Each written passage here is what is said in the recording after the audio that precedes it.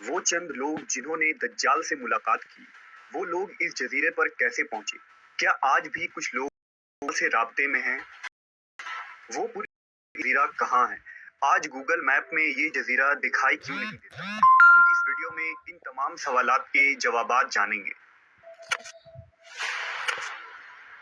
दज्जाल वो फितना है जिसके मुताल्लिक हजरत आदम अलैहिस्सलाम से हजरत मोहम्मद सल्लल्लाहु अलैहि वसल्लम तक तमाम पैगंबरों ने अपने अपने उम्मतों को आगाह किया। ये क़यामत तक का सबसे बदतरीन फितना करार दिया गया है। दज्जाल शैतानी कुव्वतों का हामिल होगा, दुनियावी ताकतों से मालामाल होगा और उनके जरिया दुनिया में तबाही मुसल्लत कर देगा। दज्जाल इस वक्त कहाँ है और किस हालत में है, इसके मुताल्लिक एक अजीबो गरीब रिवायत अहादीस के किताबों में जिक्र हुआ है।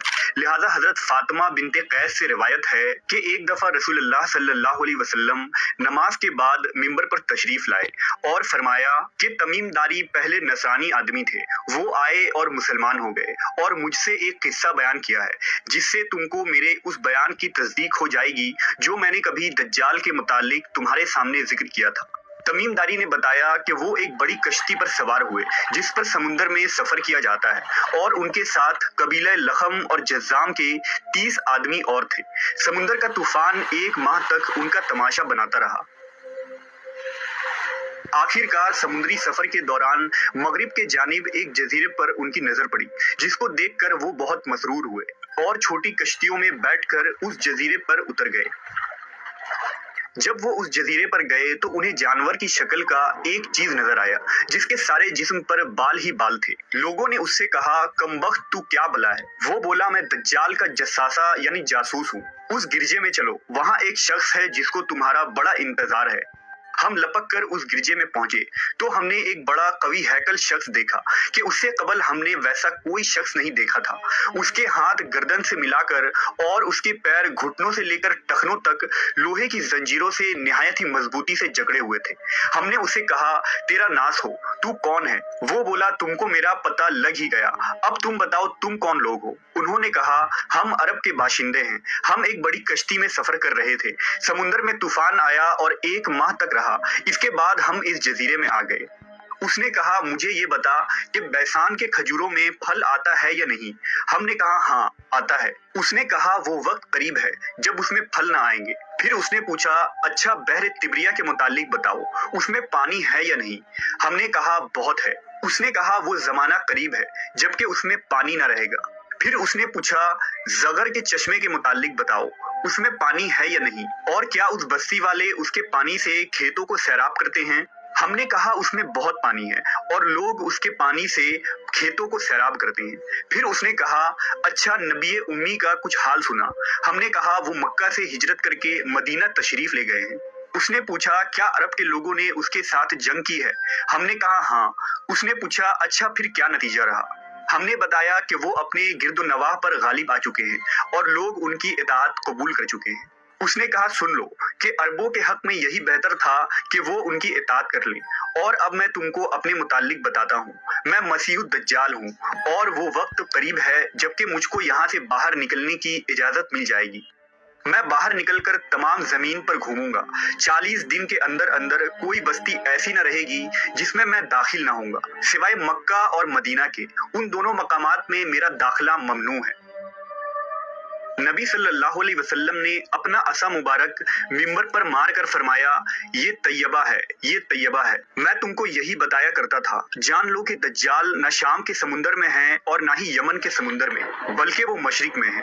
और नबी सल्लल्लाहु अलैहि वसल्लम ने मशरिक की तरफ हाथ से इशारा फरमाया। हजरत तमीमदारी और उनके साथियों ने जिस जजीरे पर दज्जाल से मुलाकात की थी, इसका इल्म आज तक किसी को नहीं हो सका, लेकिन इस बारे में बहुत सारे दावे किए जाते रहे हैं कि वो पुरइसरार जजीरा कहाँ है जहाँ दज्जाल जंजीरों में जकड़ा कैद है। बाज लोगों का गुमान है कि बहरे अरब में मौजूद सुक्तरा नामी जजीरा ही वो जजीरा है जहाँ दज्जाल कैद है। ये जजीरा निहायत ही अजीबो गरीब मकाम है। जजीरा सुक्तरा मुल्क यमन का हिस्सा है और साहिल से 400 किलोमीटर के फासले पर मौजूद है। इस जजीरे पर मौजूद चरिंद परिंद और बहुत सारे दरख्त बाकी दुनिया से बहुत मुख्तलिफ हैं। ड्रैगन ब्लड ट्री नामी अजीबो गरीब दरख्त भी इसी जजीरे में उगता है, जिसके तने से सुर्ख रंग का अर्क निकलता है और ऐसा लगता है जैसे इस दरख्त से खून बह रहा हो। اس کے علاوہ بھی اس جزیرے میں حیران کر دینے والے 700 اقسام کے درخت اور مخلوقات پائے جاتے ہیں۔ اس جزیرے پر ایک پہاڑ بھی موجود ہے جہاں ایک مشہور غار الحوق ہے جو 3 کلومیٹر طویل ہے۔ اتنا بڑا غار پورے مشرق وسطیٰ میں کہیں موجود نہیں ہے۔ جیسا کہ حدیث میں ذکر ہے کہ دجال کا ظہور مشرق سے ہوگا اور ایسی جگہ پر ہوگا جہاں سے وہ مشرق وسطیٰ کو متاثر کر سکے گا، لہٰذا ان تمام نشانیوں کی وجہ سے لوگ اس جزیرے کو دجال کا جزیرہ قرار دیتے ہیں، جبکہ کچھ لوگ بحر اوقیانوس یعنی اٹلانٹک اوشن میں موجود برمودا ٹرائنگل کو ہی دجال کا جزیرہ قرار دیتے ہیں۔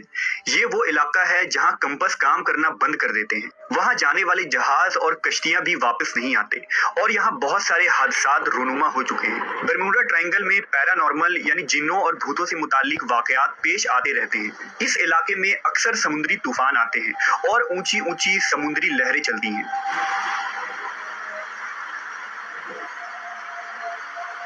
برمودا دراصل کسی ایک جزیرے کا نام نہیں، یہ ایک تکون نما علاقہ ہے جس کے اندر 300 سے زیادہ غیر آباد اور سنسان جزیرے موجود ہیں جہاں آج تک انسانوں نے قدم نہیں رکھا ہے۔ اس برمودا ٹرائنگل پر کی گئی تحقیقاتی رپورٹ کو بھی آج تک شائع نہیں کی گئی ہے۔ یوں لگتا ہے کہ دنیا کی حکومتوں کو اس کی اجازت نہیں۔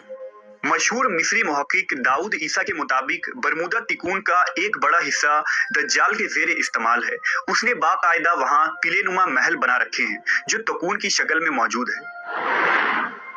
تاریخ میں دجال کے جزیرے کے متعلق ایک مشہور دعویٰ عثمانی امیر البحر اور جغرافیہ داں پیری رئیس کا ہے جس نے خلافت عثمانیہ کے دور میں دنیا کا ایک نقشہ تیار کیا تھا۔ اس نقشے کو اگر ہم دیکھیں تو اس میں ایک پر اسرار مقام کی نشاندہی کی گئی ہے جہاں اس نے ایک عجیب مخلوق کی تصویر بھی دکھائی ہے جو آدھا انسان اور آدھے جانور کی طرح نظر آتا ہے، جسے لوگوں نے دجال قرار دیا ہے۔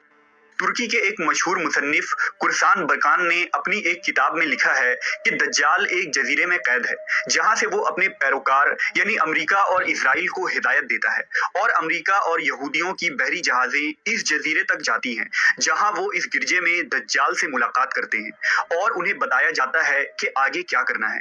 لیکن یہ معلومات اتنی خفیہ ہوتی ہے کہ آج تک کوئی بھی یہ نہیں جان پایا کہ یہ جزیرہ کہاں موجود ہے۔ برکان نے لکھا کہ وہ جزیرہ برمودا تکون میں ہی ہے کیونکہ برمودا ٹرائنگل میں ایک ایسا جزیرہ موجود ہے جہاں ایک بڑا گرجا پایا جاتا ہے اور جہاں کسی کو بھی جانے کی اجازت نہیں ہے، اور اگر کوئی وہاں داخل ہونا چاہے تو وہ وہاں سے واپس نہیں آ سکتا۔ یہ جزیرہ کوئی عام جزیرہ نہیں، یہی وجہ ہے کہ گوگل میپ میں اس جزیرے کی لوکیشن نہیں ملتی ہے۔ نیز کئی لوگوں نے یہ دیکھنے کا دعویٰ بھی کیا ہے کہ اس جزیرے میں امریکی بحری بیڑے داخل ہوتے ہیں۔ عیسیٰ داؤد نے اپنی کتاب میں لکھا ہے کہ دجال زمانہ قدیم سے بحر الکاہل کے ان غیر آباد اور ویران جزیروں میں رہتا تھا، اور حضور صلی اللہ علیہ وسلم کے وصال تک وہ بیڑیوں میں جکڑا ہوا تھا، مگر آپ صلی اللہ علیہ وسلم کے وفات کے بعد اس کی بیڑیاں ٹوٹ گئیں اور وہ آزاد ہو گیا، مگر اسے خروج کی اجازت نہیں، لہٰذا اب وہ برمودا ٹرائنگل کے قریب ویران جزیروں میں رہتا ہے اور وہاں سے اپنی دجالی قوتوں اور پیروکاروں کے ذریعہ خروج کی تیاریاں کر رہا ہے۔ یہ جزیرہ بنیادی طور پر دجال کا ہیڈ کوارٹر ہے جہاں سے وہ تمام تدابیر کرتا ہے اور شر پھیلاتا ہے۔ اب ان جزیروں میں دجال کا جزیرہ کون سا ہے اس کا صحیح علم صرف اللہ تبارک و تعالیٰ کو ہی ہے، اور اپنے مقررہ وقت پر اللہ کے حکم سے دجال ان جزیروں سے نکل کر انسانی آبادی کی طرف آ جائے گا جو ہمارے لیے ایک آزمائش اور فتنہ ثابت ہوگی، جس فتنے سے بچنے کے لیے نبی آخر الزماں حضرت محمد صلی اللہ علیہ وسلم نے ہمیں راہ دکھایا ہے۔